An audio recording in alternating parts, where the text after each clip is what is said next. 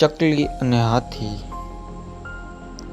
એક વિશાળ જંગલમાં એક ખૂબ જ અભિમાની હાથી રહેતો હતો. તે પોતાની તાકાતના જોરમાં નાના પ્રાણીઓને હેરાન કરતો.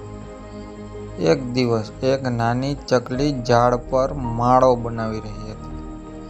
હાથી ત્યાં આવ્યો અને મજાક ઉડાવતા બોલ્યો, "તું આટલી નાની છે, તારાથી શું થશે?" અને તેણે પોતાની સૂંઢથી ઝાડ હલાવીને ચકલીનો માળો નીચે પાડી દીધો.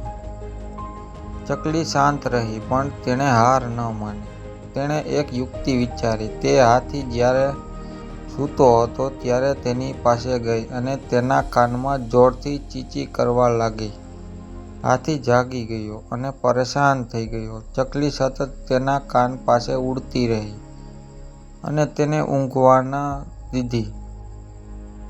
હાથી કંટાળી ગયો અને તેને પોતાની ભૂલ સમજાઈ ગઈ. તેણે ચકલીની માફી માંગી. બોધ: ક્યારેય કોઈને તેના કદ પરથી નાના ન સમજવા જોઈએ.